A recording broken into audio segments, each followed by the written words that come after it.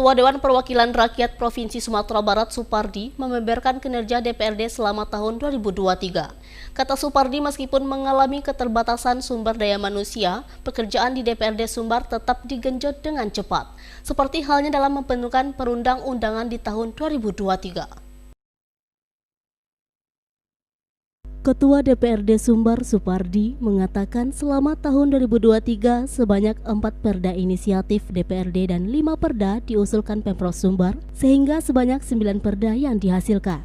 Kata dia, ada perda yang dikembalikan lagi dari Kemendagri RI dan OJK untuk dilengkapi, yakni Ranperda Konvensi Bank Nagari. Ranperda Pemajuan Kebudayaan juga belum disahkan karena masih ada regulasi dan naskah akademis yang harus diperbaiki. Supardi menyebutkan bahwa masih banyak perda yang disahkan belum memiliki peraturan gubernur, dan bukan hanya perda yang disahkan 1 atau 2 tahun belakangan, bahkan ada perda yang sudah 10 tahun disahkan belum memiliki pergub.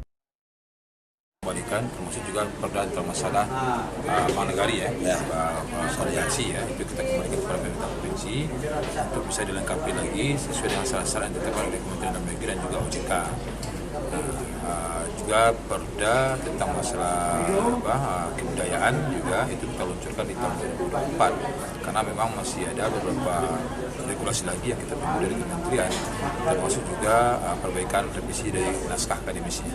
Kita sesungguhnya sudah beberapa kali bikin surat kepada gubernur untuk bisa segera mungkin mengadakan evaluasi terhadap perda kita ya, dan juga sekaligus juga mengiringi dengan terbitnya peraturan gubernur terhadap perda yang sudah kita sahkan.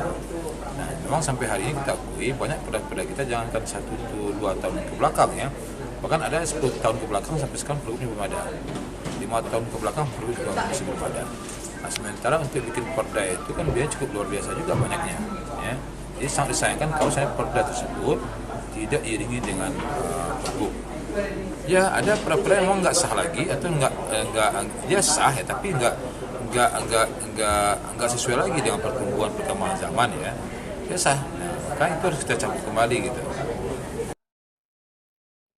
Dari Padang, Sumatera Barat, Tim Liputan iNews melaporkan.